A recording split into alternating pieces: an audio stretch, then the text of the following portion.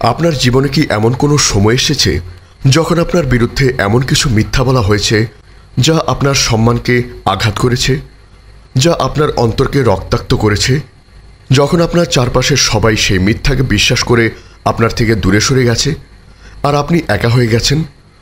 যখন আপনি চিৎকার করে সত্য বলতে চেয়েছেন কিন্তু আপনার কণ্ঠস্বর কেউ শোনেনি? মিথ্যা অপবাদ এমন এক বিষ যা মানুষের অন্তরকে পুড়িয়ে দেয়, যা মানুষের সম্মানকে ধুলোয় মিশিয়ে দেয়। আমরা মানুষ হিসেবে প্রায়শই অসহায় হয়ে পড়ি যখন আমাদের বিরুদ্ধে মিথ্যা ছড়ানো হয়। কিন্তু আজ আমরা আলোচনা করব এক গভীর সত্য নিয়ে। তোমার বিরুদ্ধে বলা প্রতিটি মিথ্যা আল্লাহ জানেন। আমরা জানব কিভাবে আমাদের এই নীরব যন্ত্রণা আল্লাহর কাছে গোপন নয় এবং কিভাবে তার এই জ্ঞান আমাদের জন্য এক অসীম ভরসা হয়ে দাঁড়ায়।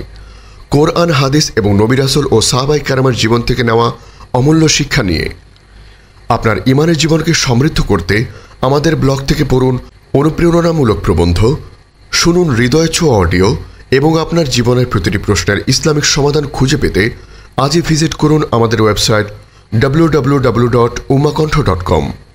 আল্লাহ তাআলার একটি সুন্দর নাম হল আল আলিম, অর্থাৎ মহাজ্ঞানী। তিনি শুধু আমাদের বাহ্যিক কাজগুলো জানেন না, বরং আমাদের অন্তরের গোপন ইচ্ছা, আমাদের নীরব সংগ্রাম, আমাদের অপ্রকাশিত দুশ্চিন্তা সবকিছুই তিনি জানেন।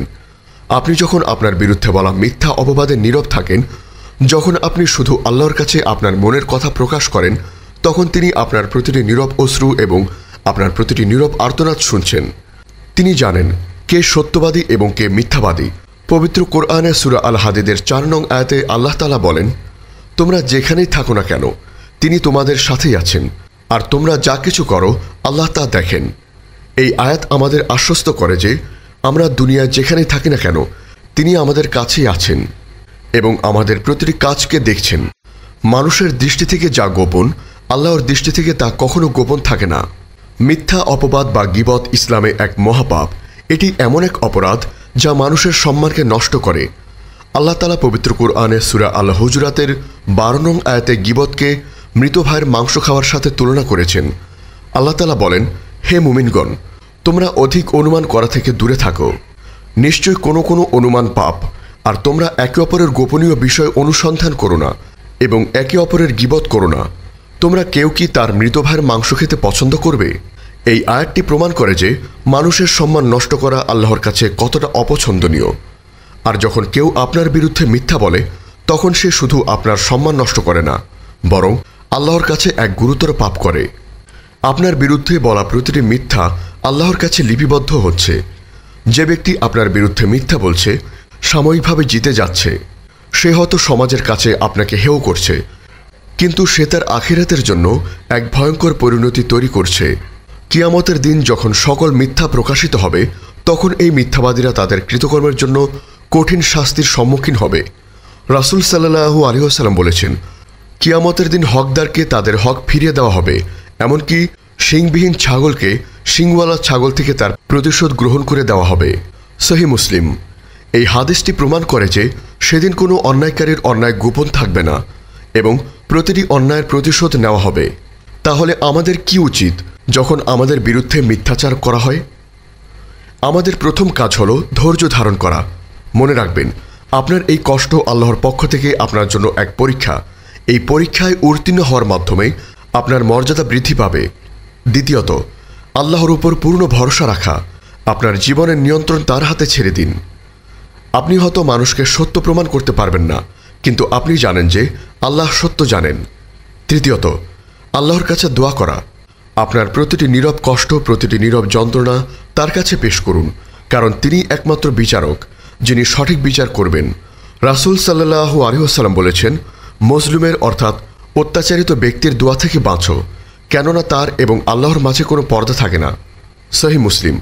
এই হাদিসটি প্রমাণ করে যে যখন আপনার উপর মিথ্যা অপবাদ বা অন্যায় করা হয়, তখন আপনার দোয়া সরাসরি আল্লাহর কাছে পৌঁছে যায় এবং তিনি আপনার দোয়া কবুল করেন।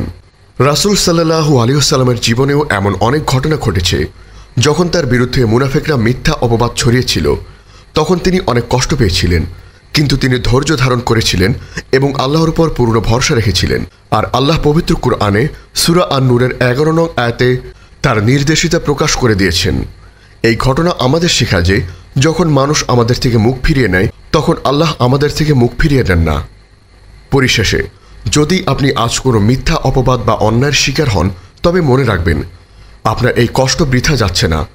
আপনার এই সংগ্রাম আল্লাহর কাছে গোপন নয়।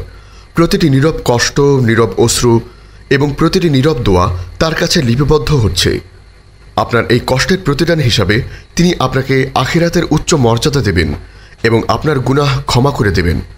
তাই হতাশ হবেন না, বরং আল্লাহর উপর ভরসা রাখুন, কারণ তিনি আপনাকে দেখছেন এবং তিনি আপনার জন্য উত্তম কিছু প্রস্তুত করে রেখেছেন। হে আল্লাহ, হে অন্তর পরিবর্তনকারী, আমাদের অন্তরকে আপনার দিনের উপর স্থির রাখুন। আমাদের কষ্ট ও বেদনাগুলোকে আপনার কাছে ফিরে আসার মাধ্যম বানিয়ে দিন। আমাদের উপর করা প্রতিটি অন্যায়ের বিচার আপনিই করুন এবং আমাদেরকে ধৈর্যশীলদের অন্তর্ভুক্ত করুন। আমিন। আমাদের এই মহৎ বার্তা ছড়িয়ে দিতে এবং ইসলামের আলোকে প্রতিটি হৃদয়ে পৌঁছে দিতে অনুগ্রহ করে আমাদের চ্যানেলটি সাবস্ক্রাইব করুন এবং বেল আইকনটি প্রেস করুন। আমাদের ফেসবুক পেজ ফলো করে উম্মা কণ্ঠ পরিবারের অংশ হন। আর আমাদের ইসলামিক ব্লগ ও রিসোর্স পেতে আজই ভিজিট করুন আমাদের ওয়েবসাইট www.ummakantho.com। আপনার জীবনে কি এমন কোনো সময় এসেছে যখন আপনার বিরুদ্ধে এমন কিছু মিথ্যা বলা হয়েছে যা আপনার সম্মানকে আঘাত করেছে, যা আপনার অন্তরকে রক্তাক্ত করেছে? যখন আপনার চারপাশের সবাই সেই মিথ্যাকে বিশ্বাস করে আপনার থেকে দূরে সরে গেছে আর আপনি একা হয়ে গেছেন? যখন আপনি চিৎকার করে সত্য বলতে চেয়েছেন কিন্তু আপনার কণ্ঠস্বর কেউ শোনেনি? মিথ্যা অপবাদ এমন এক বিষ যা মানুষের অন্তরকে পুড়িয়ে দেয়, যা মানুষের সম্মানকে ধুলোয় মিশিয়ে দেয়। আমরা মানুষ হিসেবে প্রায়শই অসহায় হয়ে পড়ি যখন আমাদের বিরুদ্ধে মিথ্যা ছড়ানো হয়, কিন্তু আজ আমরা আলোচনা করব এক গভীর সত্য নিয়ে। তোমার বিরুদ্ধে বলা প্রতিটি মিথ্যা আল্লাহ জানেন। আমরা জানব কিভাবে আমাদের এই নীরব যন্ত্রণা আল্লাহর কাছে গোপন নয় এবং কিভাবে তার এই জ্ঞান আমাদের জন্য এক অসীম ভরসা হয়ে দাঁড়ায়। কোরআন, হাদিস এবং নবী রাসূল ও সাহাবায়ে কেরামের জীবন থেকে নেওয়া অমূল্য শিক্ষা নিয়ে আপনার ঈমানের জীবনকে সমৃদ্ধ করতে আমাদের ব্লগ থেকে পড়ুন অনুপ্রেরণামূলক প্রবন্ধ, শুনুন হৃদয় ছোঁয়া অডিও এবং আপনার জীবনের প্রতিটি প্রশ্নের ইসলামিক সমাধান খুঁজে পেতে আজই ভিজিট করুন আমাদের ওয়েবসাইট www.ummakantho.com। আল্লাহ তাআলার একটি সুন্দর নাম হল আল আলিম, অর্থাৎ মহাজ্ঞানী। তিনি শুধু আমাদের বাহ্যিক কাজগুলো জানেন না, বরং আমাদের অন্তরের গোপন ইচ্ছা, আমাদের নীরব সংগ্রাম, আমাদের অপ্রকাশিত দুশ্চিন্তা সবকিছুই তিনি জানেন। আপনি যখন আপনার বিরুদ্ধে বলা মিথ্যা অপবাদে নীরব থাকেন, যখন আপনি শুধু আল্লাহর কাছে আপনার মনের কথা প্রকাশ করেন, তখন তিনি আপনার প্রতিটি নীরব অশ্রু এবং আপনার প্রতিটি নীরব আর্তনাদ শুনছেন। তিনি জানেন কে সত্যবাদী এবং কে মিথ্যাবাদী। পবিত্র কোরআনে সূরা আল হাদীদের 4 নং আয়াতে আল্লাহ তাআলা বলেন, তোমরা যেখানেই থাকো না কেন তিনি তোমাদের সাথেই আছেন, আর তোমরা যা কিছু করো আল্লাহ তা দেখেন। এই আয়াত আমাদের আশ্বস্ত করে যে আমরা দুনিয়ায় যেখানেই থাকি না কেন তিনি আমাদের কাছেই আছেন এবং আমাদের প্রতিটি কাজকে দেখছেন। মানুষের দৃষ্টি থেকে যা